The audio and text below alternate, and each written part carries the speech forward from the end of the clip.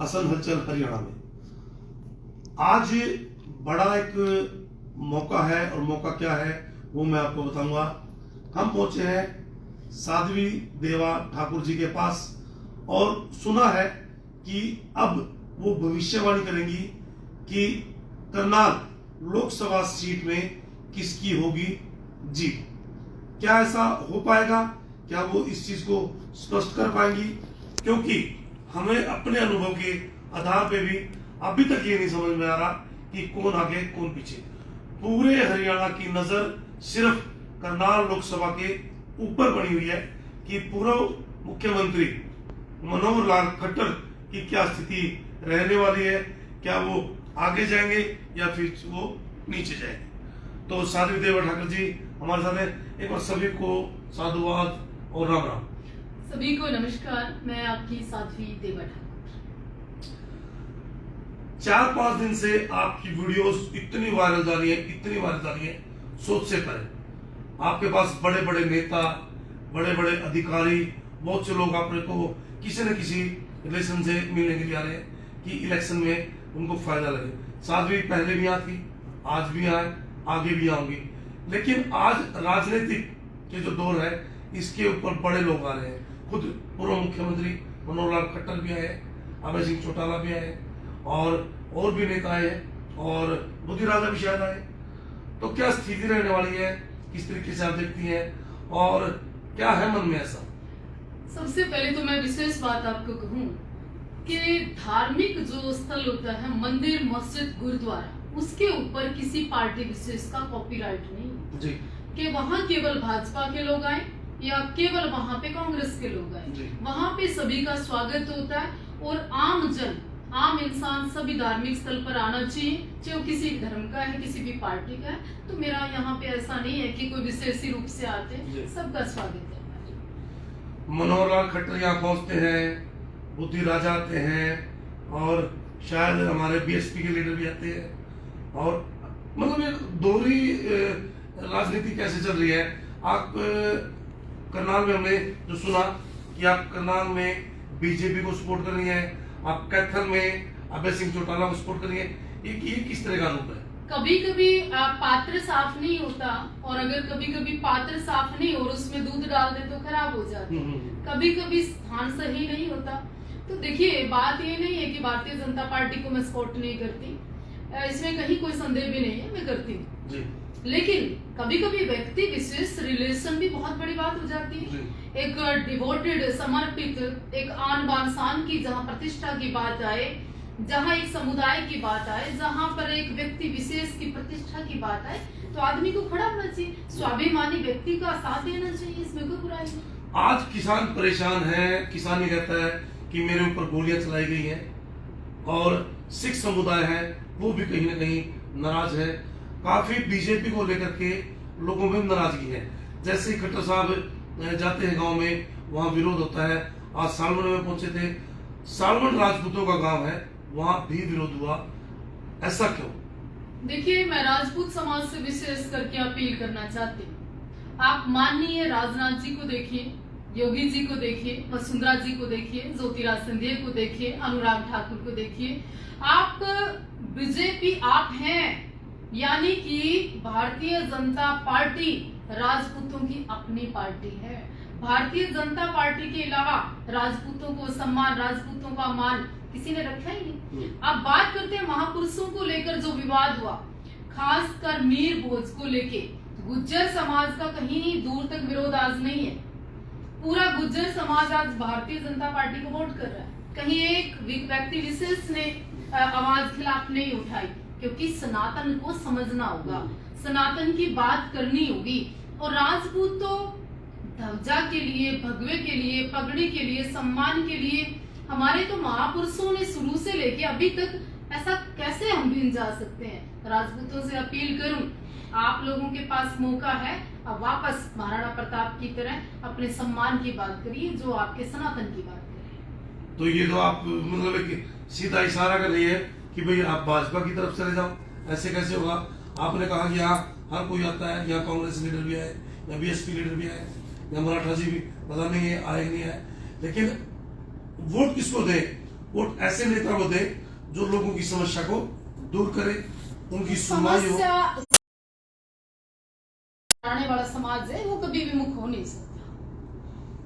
जैसे आपने बताया कि ये समाज इस पार्टी को सपोर्ट करे, लेकिन आज आपका समाज 50 से 60% जो है कांग्रेस की तरफ जो है जाता हुआ नजर आ रहा है। ये क्या कारण है? नहीं, ऐसा नहीं है, ये आपके आंकड़े गलत हैं। राजपूत का जो दिल है ना वो बीजेपी है। राजपूत का जो दिल है ना, जब वो पहुंचेंगे मशीन तक तो उनको वो दिखता है, कमल दिखता है, और योगी जी दिखते हैं, उनको राजनाथ जी दिखते हैं, उनको अपना अस्तित्व दिखता है। वो अपने बड़े बुजुर्गों की कैसे सम्मान की बात नहीं करेंगे, उनको पता है कि भारतीय जनता पार्टी में ही सम्मान मिल सकता है। मतलब आप ये करेंगे लास्ट तक भी वो सोचेंगे कि हम वोट कहाँ डालें। राजपूत समाज अलग हो ही नहीं सकता, अलग है ही नहीं। जिनके बुजुर्ग भारतीय जनता पार्टी में है, उनके बच्चे कहीं और कैसे जा सकते हैं? वो पगड़ी का ख्याल रखेंगे। तो और जो आ रहे हैं उनको आप क्या कहेंगे? उनको सिर्फ प्रसाद या आशीर्वाद? नहीं, सबका सम्मान है। अभी देखिए, हम कुरुक्षेत्र गए थे, भारतीय जनता पार्टी के कट्टर समर्थक हैं, लेकिन अभय सिंह चौटाला की बात की हमने और कहा एक कमेरे वर्ग का व्यक्ति, तुम्हारा जाट लड़ रहा है, तुम्हारा किसान लड़ रहा है, एक डिवोटेड आदमी लड़ रहा है, एक अपने एमएलए की सीट को त्याग पत्र देने वाला अभय सिंह चौटाला, जिसको लोग कहते हैं अभय सत्य। मैं उस व्यक्ति को मिली, उस स्वाभिमान को मैंने उसके चेहरे पे देखा और मैंने कहा कि जाटों के 63 गांव पड़ते हैं कुरुक्षेत्र लोकसभा में। अगर आपका ये जाट आता है ना तो आप लोगों के सम्मान को ठेस पहुंचेगी। तो वहाँ यदि भाजपा की, फिर किसको ठेस पहुंचेगी? देखिए, मैं वहाँ भाजपा की बात नहीं कर रही, मैं वहाँ बात कर रही हूँ एक स्वाभिमान की। वहाँ वोट लेने के लिए कल तक जिंदल साहब, हाँ, कल तक जिंदल साहब कांग्रेस में थे, हाँ, तो मैं क्या कहूँ, पार्टियां बदल देते हैं लोग। हो सकता है मैं भी कुछ भी हो सकता है, पर जिंदल कैसे कोई वॉशिंग मशीन थोड़ी ना है कि जिंदल शुद्ध होकर आ गए। दो बड़ियों के बीच में एक व्यक्ति विशेष खड़ा है, स्वाभिमान खड़ा है। ऊर्जा की बात करें, मेरे वर्ग की बात करें, किसान आंदोलन चला, व्यक्ति ने तुरंत प्रभाव से त्याग पत्र दे दिया, तो क्या स्वाभिमान की बात मुझे नहीं करनी चाहिए? वहाँ पे करनी चाहिए। तो बागेश्वर धाम को बुलाया है, किसी न किसी तरीके से सारे वोटों को समेटा जाएगा। बढ़िए लोग, भाजपा की तरफ व्यापारी लोग हैं, बढ़िया लोग हैं, अरबों खरबों रुपए बागेश्वर को दे सकते हैं। हम साधुओं को क्यों नहीं बुलाया? या फिर उनकी हाजिरी लगवाएं। नहीं, मेरी बात सुनिए, हम साधुओं को क्यों नहीं बुलाया? हम भी लोकल रह रहे। बागेश्वर जी की वोट थोड़ी ना यहाँ पे, हम लोगों की है वोट। हमारा लोकल व्यक्ति रहता है यहाँ पे, हमारा समाज रहता है यहाँ पे, हमारा किसान और कमेरा रहता है यहाँ पे। बागेश्वर ने वोट डालने थोड़ी आना। हनुमान जी केवल बागेश्वर के थोड़ी हैं, अभय सिंह चौटाला के भी हैं, हमारे भी हैं, दो बड़ियों के थोड़ी ना। तो करनाल में आप किसान नजर नहीं आता कि जो कमेरा वर्ग है? मेरी बात सुनिए, सबसे पहले उग्र आंदोलन कहीं हुआ तो जीटी रोड बेल्ट पे हुआ, तो कुरुक्षेत्र की धर्म भूमि पे, और वहाँ न्याय होना चाहिए। जिंदल साहब का क्या है, वो तो बड़े व्यापारी हैं, शुरू से कांग्रेस में रहे हैं, मैं भी हो सकता कल फिर कांग्रेस में चले जाए। क्यों ऐसा नहीं करती आपकी पार्टी? क्यों नहीं देखती वो? ये ऐसे लोगों को जो मान लीजिए आपने बताया जैसे वो दूसरी पार्टी में थे, उनके ऊपर काफी आरोप लगे थे। जो दो बढ़िए मिलकर ये कह दे कि सेठों के सेठ मेरे खाटू श्याम, बाकी आदमियों के नहीं है कि खाटू श्याम। बागेश्वर धाम कहते हैं कि पागलो, कुरुक्षेत्र के पागलो। अरे कुरुक्षेत्र का व्यक्ति जहाँ धर्म युद्ध हो गया वो पागल कैसे हो सकता? ऐसा तो नहीं कोई आप ऐसा बयान दे दें आप वायरल हो जाए और कुछ न कुछ ऐसा सुबह तरह सारे बढ़िया आगे खड़े जाए। आ जाए ना बढ़िया, स्वागत है ना बढ़ियों का।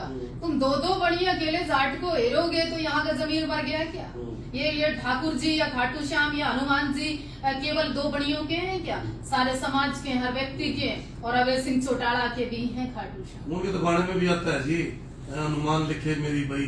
तो देखो आप किस तरीके से। नहीं, बागेश्वर जहाँ नहीं है तो वहाँ चुनाव नहीं होता क्या? अभी मध्य प्रदेश में बहुत बड़ा चुनाव आ गया, वहाँ तो जड़ थी, वहाँ कैसे हार गए? इसका मतलब जहाँ चुनाव जिताना सिर्फ बागेश्वर जाएंगे क्या? बाकी अरे वोट नहीं है बागेश्वर की, वहाँ हमारी वोट है, हम वोटर हैं वहाँ के।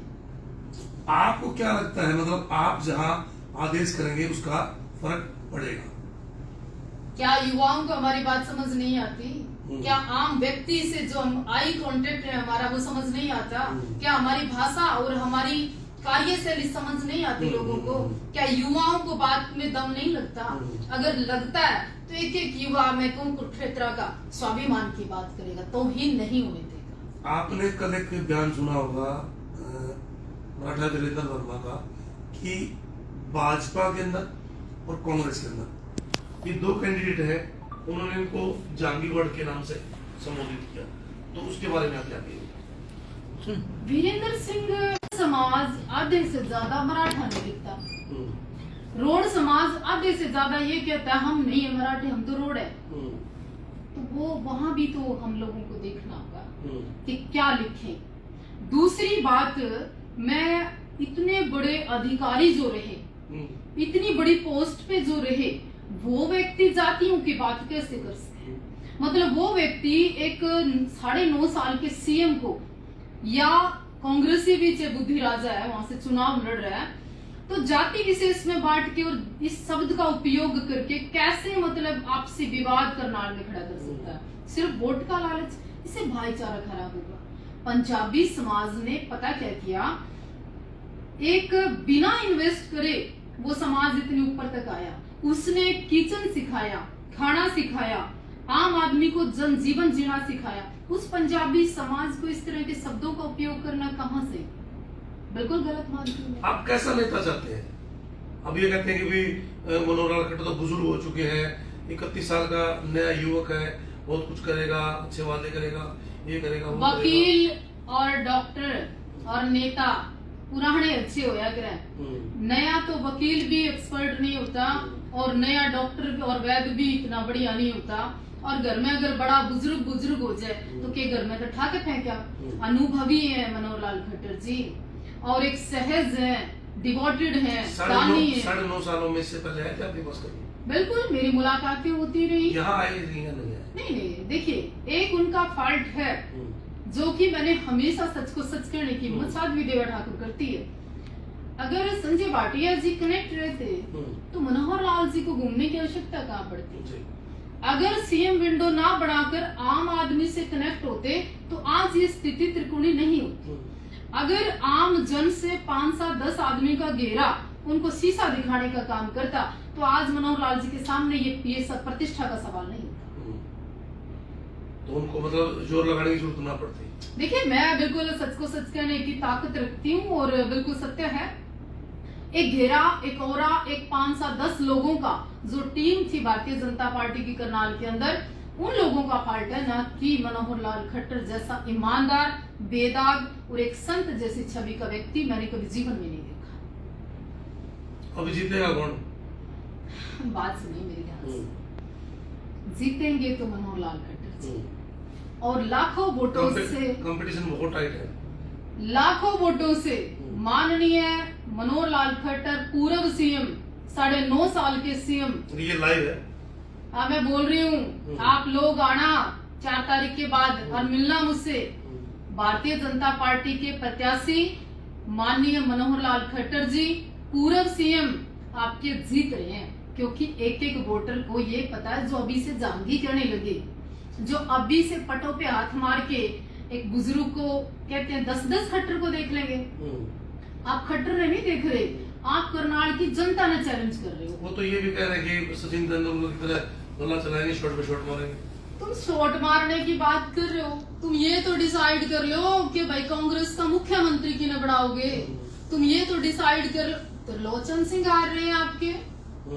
आपका मतलब एक सेकंड जो चुनाव वहां पे हो रहा है वो प्रत्याशी आपका नहीं जीत रहा, आप अभी से पटा हाथ मारने लगे। देखिए, बुद्धि राजा युवा है, अच्छी बात है, जोश है, पर है तो चाचा का ही भतीजा, है तो हुड्डा साहब का ही। एक भालू जिताया था आपने गोहाना में, तो हुड्डा साहब तो ऐसे कैंडिडेट लाते हैं ना, सो बिल्कुल उनसे एक सूत ना उधर ना एक सूत उधर, तो उनको तो ऐसे कैंडिडेट चाहिए ना, दीपेंद्र को, हुड्डा साहब को, कि जो हिल नहीं सके। ऐसे हमारे जैसे लोग थोड़ी चाहिए जिनके मुंह में जो आता है अपनी दमखम से बात कर सके। आपको लगता नहीं कि एक साथी के नाते मतलब आपको इतनी राजनीति की इतनी गहराई में मतलब नहीं जाना चाहिए और एक तरफा मतलब बयान नहीं देना चाहिए कि ये पार्टी जीते? साधुआ की वोट को नहीं बन रही, साधु वोट नहीं डालते, साधु यहाँ का खाते नहीं, तो साधुओं के ऊपर जिम्मेवारी नहीं। दूसरे नेता नहीं आएंगे। मेरी बात सुनिए ना, अब भगवा धोती पहन ली तो इसके मतलब ये कि समाज का ताना बाना नहीं देखते हम लोग, समाज हमें दान दक्षिणा नहीं देता, समाज के वातावरण में हम हवा नहीं लेते, समाज कमाता है तो हमें नहीं देता, तो उसकी जिम्मेवारी किसकी? दायित्व नहीं है हमारा कि हम अच्छा नेता चुन के लाए। मतलब आपने बिल्कुल स्पष्ट कर दिया कि एक तरफा है। जीतने मनोहर लाल खट्टर जी, और ये भविष्यवाणी वैसे नहीं करी जाती, यहाँ से निकलती है और यहाँ से निकलेगी। 4 तारीख को गिनती है जी। हाँ, तो ये आड़े कौन सा इंग्लैंड जा रही यही है, वोट हाँ। डाल के आऊंगे। वहाँ तो वोट डालने के बाद यही आएंगे। हाँ बिल्कुल, खट्टर साहब ने भी मिलवाऊंगी, मिलेंगे। ओके। हाँ। ये है साध्वी देवा ठाकुर, जो अपने स्पष्ट बयानों को लेकर के काफी चर्चा में रहती है कि जो और रोड समाज है ना, जो मैं एक बात भूल गई बताना आपने, रोड समाज के कई सारे युवा चर्चित हैं। कर्ण मोड़ी हो गया और कई हो गए। अरे अमेरिका में जाके तो तुमको सनातनी हम जय श्री राम मोदी जी की जय बोलो, और यहाँ अपने समाज ने अपील क्या नहीं कर दे कि अमेरिका, इंग्लैंड, कनाडा आज रोडों का गढ़, रोड मतलब आज देश में जाने जाते हैं। वो रोड समाज जो विदेश में तो रैली काटो तुम सनातन की, श्री राम की, रामनवमी पे, और यहाँ तुम सनातन मतलब एक मोदी जी के तो फैन होते, खट्टर के पैर है। आप अपील करिए अपने समाज को कि सनातन की अगर बात करनी है, श्री राम की बात करनी है, धारा 370 जिन्होंने तोड़ी है, जो गौ माता को माता कहते हैं, आप उस पार्टी का समर्थन करिए। राहुल गांधी ये कह रहे हैं यदि वो प्रधानमंत्री बनते हैं, पहले कलम से कर्जा साफ, महिलाओं के लिए 8500 रुपए महीना पेंशन, बुजुर्गों के लिए, युवाओं के लिए वो कहीं न कहीं पहले वो अपने मन, मस्तिष्क और अपने विचार और अपने टारगेट को तो शुद्ध कर लें कि थारा मुख्यमंत्री कौन बनेगा, प्रधानमंत्री की तो फिर बात करियो, लोकसभा में 2-4 एक आधी सीट आ जाए जब की बात करियो। आपने स्पष्ट कर दिया। नहीं देखिए, जिस तरह का 70 साल जब राज करे, जब नहीं हुआ तुमसे, आज तुम पंजाब के रुके मारो, वही पंजाब का टायर डाल डाल के लोग मरे जड़े। विधानसभा टिकट लेनी है क्या? ना आवश्यकता नहीं, पहले भी अब जब हमारी आपसे बातचीत होती थी, आप राजनीति में इतनी एक्टिव नहीं थी, आज एकदम से आपने बिल्कुल स्पष्ट बोल दिया कि ये पार्टी जीतेगी, विधानसभा इलेक्शन नजदीक है, शायद मन में हो गई असम से कहीं ना कहीं ट्राई कर सकते हैं। साध्वी देवा ठाकुर को जिस दिन टिकट की जरूरत होगी ना, आपके चैनल पे सबसे पहले आपको बुला के आपसे प्रॉमिस करती हूँ मैं, आपने बता दूंगी चुनाव लड़ना है, और चुनाव लड़ना जब वोट डालना जाना है तो चुनाव लड़ना भी जाना है, लेकिन अभी ऐसी कोई इच्छा